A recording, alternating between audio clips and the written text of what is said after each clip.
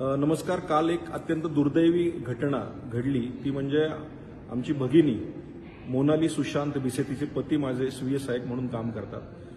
ती प्रेग्नंट असल्यामुळे दीनानाथ हॉस्पिटलला डिलिव्हरीसाठी ॲडमिशनला गेलेली असताना आणि पोटामध्ये तहानी 2 मुलं होती, जी जुळी होती आणि तिथे तिला 10 लाख रुपये अर्जंट भरा, नाहीतर आम्ही ॲडमिशन देणार नाही असं सांगितलं गेलं. 3 लाख रुपये भरण्याची तयारी असतानाही त्या ठिकाणी आम्ही ॲडमिशनच देऊ शकत नाही, क्रिटिकल शस्त्रक्रिया आहे असं सांगितलं गेलं आणि ॲडमिशन नाकारलं गेलं.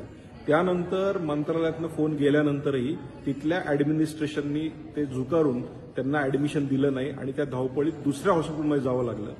पण त्या दुसऱ्या हॉस्पिटलमध्ये गेल्यानंतर त्या ठिकाणी ट्रीटमेंट मिळाली, त्या ठिकाणी त्यांना 2 जुळ्या मुली झाल्या, पण दुर्दैवी त्या आईचे त्या ठिकाणी मृत्यू झाला.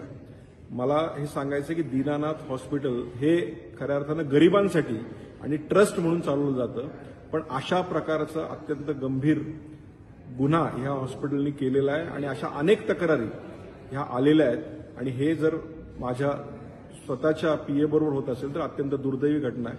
त्यामुळे येणाऱ्या अधिवेशनामध्ये नक्की हा विषय आम्ही मांडणार आहोत आणि याविषयी कडक पावलं नक्कीच माननीय मुख्यमंत्री आणि सर्वांनी उचलावी अशी मी विनंती करणार आहे.